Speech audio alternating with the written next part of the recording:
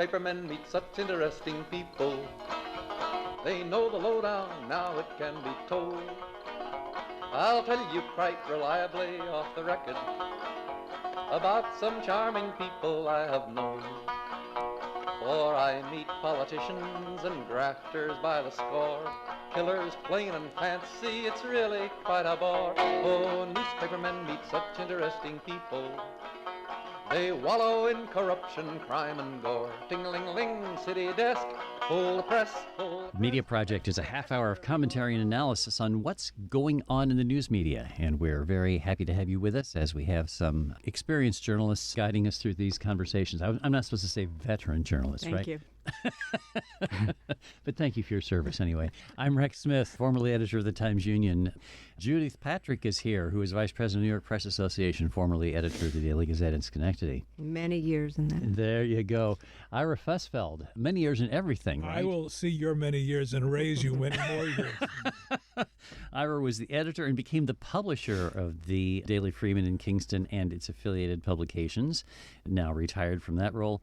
And the ever-active Ian Pickus, news director of WAMC Northeast Public Radio. One day at a time. There we go.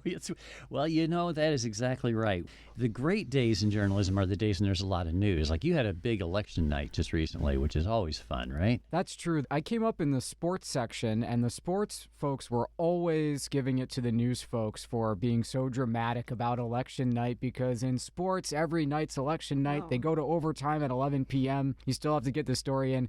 There really is nothing like election night in the newsroom. Even though you work around the clock, you're groggy the next day, you're waiting on results, the Board of Elections won't post anything, and it's 12:30 in the morning, there's still something that just fires you up about it, and kind of having something pressing to do during the election on an election night, even on an off year, quote unquote, like this year was. Just a great night. And we were on WAMC spread out all across the Northeast in different cities, and we had a great mix of our on-air special coverage and then the website, WAMC.org. And by the time we got in the day after, we were pretty much caught up, which is a good feeling. One of the things about election day, and the day itself is kind of slow. Yeah. There's nothing to do all day. And then at 9 o'clock, 9:30, after the polls close, then you really ratchet up the coverage.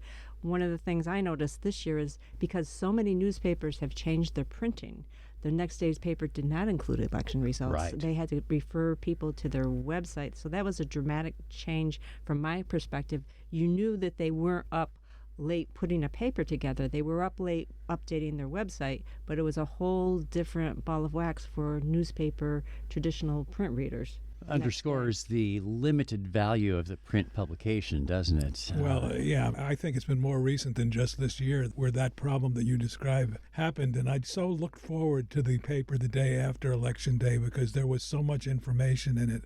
And now all of that information is a day later than that, and it's just another example of the weakness of print products now. And the strength of digital and radio broadcasting. Because you can really appreciate the immediacy of it. Because on election night, you want to know who won your town council position. And that goes to show where we need to be. And the fact that the next day's paper, the print product, could do greater analysis and give you more than just who won what race. The paper itself can tell you why this matters. And let's hope that that's what's happening. The hard part is that there are so many communities now that get almost no coverage because there are fewer journalists than there used to be. It used to be that you could give some depth into why Moreau in Saratoga County went to a Democratic supervisor. You would wonder, well, who knows at this point? And who can really effectively trace the ins and outs of the dynamics in Saratoga Springs, where there was significant infighting in the party that led to now a Republican mayor? I guess some of that you do get, but it's hard to get the inside story when there are just so few folks actually in the field. And we actually had a conversation about framing it, because sometimes you have to recognize the bubble you're in as people who live and breathe this stuff every day and are going to follow these new elected bodies and mayors.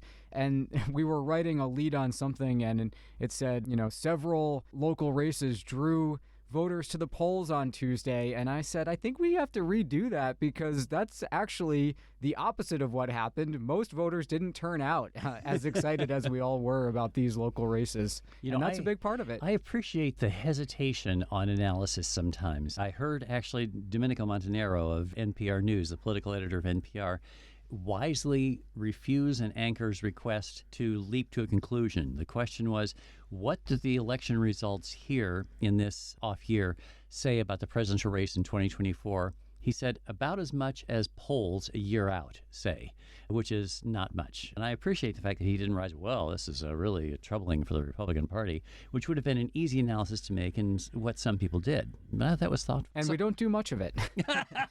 Thoughtful is hard. You know, it's much easier to just parrot the easy stuff, and there's enough of that going on.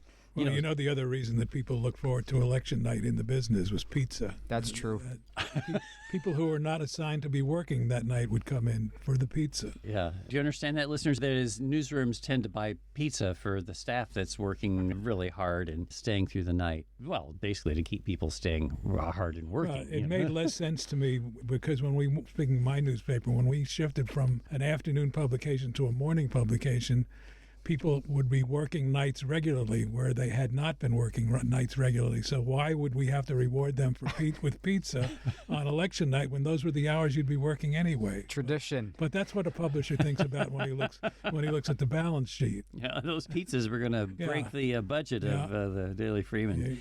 You'll be surprised to know that it never broke the budget, but it was questioned at budget meetings. Oh, I worked for the company you worked for. I know exactly where, $100 here and there would sometimes draw the attention. We would have 2 days of 8-hour each budget meetings, and started dawn and end in the darkness, and we were fed well, but we were asked everything about pizza and toilet paper and you name it. Oh, outrageous. Anyway. Those are the good old days. Yeah, the tough days in journalism were not just recently, folks. I was just reading the comments of one media leader saying, well, we're obviously in a transitional phase in journalism, and I'm thinking, when have we not been? The good old days were tough. Speaking of journalists doing their job, George Stephanopoulos, hosting This Week on ABC News, was interviewing Steve Scalise, the majority leader in the U.S. House of Representatives, and asked him what should have been a simple question, to state that the 2020 election was not in fact stolen by Joe Biden. Scalise refused to say that. So George Stephanopoulos asked the same question no fewer than a half dozen times, kept asking it. And that goes to something, Ian, you mentioned a couple of weeks ago on this show, which is the difficulty of asking tough questions of people who you need to talk to again to get them to come back and speak to you. But sometimes you just have to do it. In this case, Scalise would not do it. He says, I ask you a very, very simple question, and I've asked, I think, the fifth time, and you can't appear to answer. And he never did give an answer. And that non-answer is extremely telling. Here's a local example, and this was ex post facto, but still relevant to what we're talking about. In the closing days of the Schenectady mayoral election, the local Republicans got everybody together to try to push the candidate over the finish line, which didn't end up happening. But one of those boosters was Lee Zeldin, the 2022 gubernatorial candidate for the Republicans, who was a member of the House and voted not to certify the victory by Joe Biden in the 2020 election. So in our coverage of that Get Out the Vote rally on Friday, where Zeldin was into a microphone exhorting people to vote, we did note that he had voted to decertify the results of 2020. And I think maybe more of that is helpful.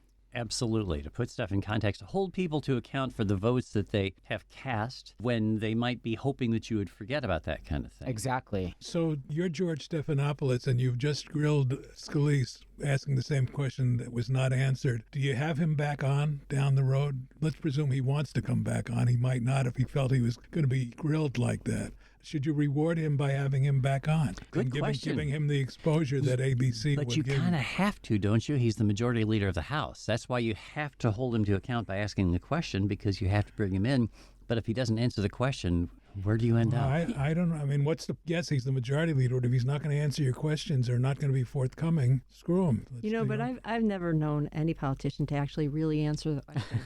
Well, but this is such a basic question. A yes or no is the answer. I think Republicans view that as a gotcha question. And I think they are skilled at avoiding it because they don't want to be on tape in Democratic campaign ads saying that they did not believe the election was stolen. I do believe that as wrong as it is, this question is serious enough that it should be answered. But if you listen to any press conference of any politician, they are never answering the questions. It's so frustrating for reporters because they have to ask the question 4 or 5 times, and sometimes the audience or the people watching at home are annoyed with the reporters because they're saying, well, they answered the question. Well, they did not answer the question. And it's a common problem, and it happens all the time. Again, I do believe whether or not the election was stolen is a crucial question. It's one that is not a gotcha question. But politicians are skilled at evading answers. And Ira's talking about a dynamic that really existed, especially in the Trump years, and we got a lot of pushback from our audience saying, don't have these people on, don't cover Trump. Nothing he says is true. And obviously the counter argument to that is, I don't know that the radio station's making the difference in the fact that he is the duly elected president for this set amount of time, and the things he says and does are worth covering. And we never got to a great conclusion on how to handle that, I don't think. We still don't, right? Yeah. Now as a candidate, and you see the varying responses when he goes on, because he lies as he breathes. I'm sorry, but the man is just a font of misinformation. So if this has got to be asked of a broadcaster, not of a print person, but if you had the opportunity, and if Trump was campaigning in New York, which he won't, obviously, but if he was and he offered to come in here for an interview, would you do a live interview or would you insist that it's a tape interview? And if you do a tape interview and it's edited, you run the risk of Trump or his people saying, well, they made me look bad. I think you run that risk no matter what happens. And I know Steve Inskeep was trying to get President Trump on NPR for, 5 or 6 years, finally did. They taped it for that very reason, and he hung up on them anyway. If it were me, I would lose a lot of sleep, and I'd give it the college try, I think. I think I would go for it. Why not? I've never interviewed a president before. It's a hard thing in the debates, too. I think people felt that the NBC-anchored debate was the best of the 3 Republican debates that we've had. The criticism of NBC being that they partnered with not only Salem Radio, but Rumble, which is a digital site that has advanced outrageous anti-Semitism and ultranationalism. But if you're asking debate questions of 5 candidates for president and they're not answering your questions, that's also a tough situation. And what was the first answer that Vivek Ramaswamy gave? They asked him a question and he turned that around and started complaining about NBC. Right. Lovely. Great to have you here, Vivek. And I wonder if voters see that and appreciate it and understand what's going on, that trying to put the media on trial is just simply a way of stepping away from the responsibility of answering questions yourself. I think we have to step up more and say right out front, you're not answering my question. This is my question. I think we need to be far more aggressive or assertive and not be so polite because we tend to be deferential to politicians or people in power. And I think it's time for us to step forth and say, we know what we're talking about and you're wrong and you need to answer this question. There was a sports angle to this. I hate to bring up sports, but you guys did for several weeks when I wasn't here. So, so you owe me one. The general manager of the Yankees had a press gaggle the other day, and he used 4-letter words, and he was very assertive in talking to the reporters. And one of whom was the baseball columnist for the New York Post, Joel Sherman. And Sherman was interviewed by others later, and they were asking him about what he thought about this cursing and the back and forth. And he said, honestly, this is the way we do it all the time. It wasn't very unique for us to get into that kind of discussion. What was the difference? The difference was it was videotaped. So the public got to see this back and forth, and it got a little testy, but it was pretty much for the newspaper guy, business as usual. So when you see it, when you actually see it, or if you see it on TV in a debate, if the reporter presses the subject, many in the public say, "Boy, he's being nasty," but that's pretty much what you're supposed to be doing, is pressing the subject. But as a result, the media is viewed unfavorably in many corners. Because you mean the questions are so blunt. The questions are, if you were hard. to talk to Mario Cuomo off the record, your discussion with him might be a lot worse than if you and Mario Cuomo were debating at a press conference where it was out in the public. But you would be used to the give and take that could turn negatively because you've done it that way off the record with this. But the general public does not see or hear the off the record conversation, which is often more strident, more combative than what they see or listen to on the radio. By the way, shouldn't we be pushing the Federal Communications Commission to ease up on the 7 bad words notion. I mean, only broadcast is restrained from airing language that now we see online all the time. It seems to me that that's an artificial clutching of pearls by the Federal Communications Commission to say that if you're over the air, you can't air certain language that is otherwise available to electronic media consumers. I would think that it's an antiquated notion, but people's sensibilities are hard to predict. I agree with you, Rex, because I think the radio stations can use their own editorial judgment about what goes on the air and what goes over their airways. They have a button that they can press to take a word out if they do not believe the public needs to hear it. But there are times when maybe that expletive needs to go out there so people understand it. I mean, in the newspaper business, we didn't have specific rules about specific words. Well, maybe we did a couple of words.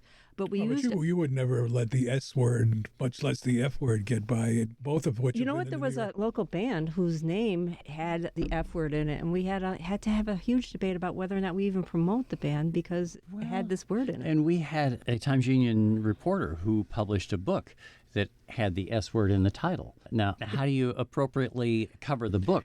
We can't even appropriately cover this topic because we're we are on the constrained by the FCC. There was a Broadway play that Chris Rock starred in that had an F word in the title, and I believe that it was basically deleted the same way to be cute about it. Everybody knew what the word was, but they deleted the word. The fella in the hat. Well, we dealt with this very week because the losing candidate in the Springfield mayoral election said, you know, I raised a lot of important SH something something, and it is easier to bleep that than to air it. But I believe there was an argument to be made if it came down to it that had news judgment. Much like I believe it was after the Mueller report came out, President Trump came out and said this was BS, and we aired it live, and that is definitely justifiably newsworthy enough to give us cover. It's just much easier not to run the risk of saying those words. Yeah. Okay. By the way, this is the Media Project from Northeast Public Radio. I'm Rex Smith. That was Ian Pickus here with Judy Patrick and Ira Fessfeld. Speaking of things that the law does and doesn't allow, the notion of revealing a source is in contention at this point because in federal court in Washington, D.C., a CBS News correspondent named Catherine Herridge happens to be an old friend of mine who was for a while a reporter for Fox News. And during that still time... a friend of yours? Well, this is it's awkward. It's complicated. But has she seen the error of her ways? Yeah, she's now joined CBS as a senior investigative correspondent. But while she was at Fox, she did some reporting, noting that a scientist was under investigation by the FBI. Yanping Chen was the name of the scientist. And Chen is now suing the FBI and has alleged that federal authorities improperly leaked information to Catherine Herridge when she was at Fox News. Now, in order for Chen to pursue her case against CBS News, she wants to find out who was the source. I mean, that's kind of fundamental to the case against the FBI. And the reporter is saying, I can't tell you that. That is contrary to the appropriate stance. Journalists don't reveal their sources. Now, understand, if this were a state court in New York, the journalists would be protected because we have a shield law in this state. But you do have to have a little sympathy, don't you, for Dr. Chen, who might say, well, my reputation was impugned by the FBI, I think, so this journalist has to tell me who did it or not.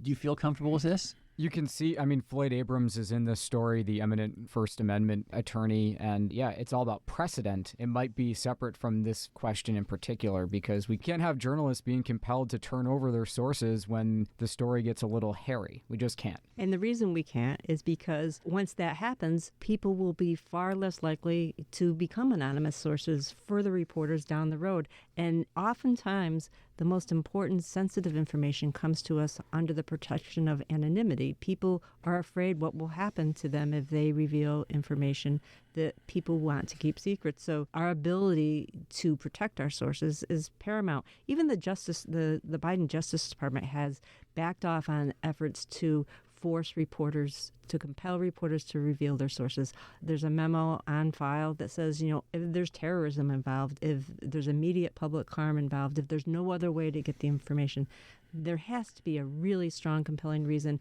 and it can't just be a civil lawsuit.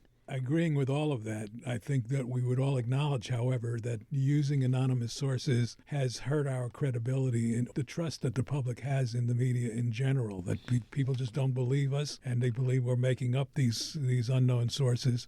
And so I agree with everything you said about protecting sources, but it's got to be a tool that is using unknown sources to be used very infrequently and when there's no other choice but to do it, because it's not doing you any good if people are not going to believe what you're writing or broadcasting. But the most famous use of an unnamed source, of course, was Deep Throat during Watergate, and people did come around. I mean, we gained credibility through the work of Woodward and Bernstein, which was based upon an unnamed source. Now, that was because the stuff turned out to be true. It was also 50 years ago. Right. A lot of things have changed. I mean, some of the most important stories of our time we have learned about through anonymous sources. People who are engaged in wrongdoing, they like to cover up their tracks, and they do not want the public to know. We're not going to get any groundbreaking investigative journalism issued through press releases. You get it through digging. I agree, Ira, you need to have protections in place, but the standards that almost every news organization uses includes the fact that we don't use an anonymous source unless there's no other way to get the information and that the story is of paramount public concern. And we've seen in some high-profile cases, if the anonymous source is wrong or burns you, it's not worth the original scoop. And you only have to look at the coverage of the run-up to the Iraq War to see that writ large. If you don't know the source's motivation for giving the information, it leaves a lot of gray area. Exactly. Very good point. This is one of the reasons why reporters turn to documenting sources, that is, to paper trails as opposed to human sources, which is always the safer way to go if you're a journalist. But that we are often foiled. Pardon the pun. It's an inside joke. A lot of people are going to get. Speaking of foil, what a great segue. This is actually a huge issue because the Freedom of Information Law, as it's called in New York State, the Freedom of Information Act on the federal level, is what gives us the right to have access to public documents. But public officials try to evade that responsibility all the time. Case in point. Right now, the New York Daily News is trying to get 179 interview memos from State Attorney General Tish James. Those memos were prepared during the sexual harassment probe in 2021 that ended up toppling Andrew Cuomo from the governorship. And Tish James is saying, no, you can't have this stuff. And the Daily News is saying, why not? Because these memos would explain what was behind the case, how solid it was, perhaps why it was that the governor decided to resign rather than fight and try to win what would have been a sure impeachment. This is, however, why we have the FOIL law, to get this stuff, but politicians do their best to avoid it anyway. Another legacy of Watergate, but you know what? The irony here, because the Cuomo administration perfected the art of not turning over documents under Freedom of Information Act requests. They were the best ever at that. So now to have Tish James' office apparently doing the same thing to the Daily News is the height of irony. And also ironic is the fact that the Attorney General in New York State could be a strong advocate for the release of public information and for the public's right to know. I've said this before, New York State's Freedom of Information law is largely useless. You can wait for years for information and never get it. There's no teeth. There's no enforcement.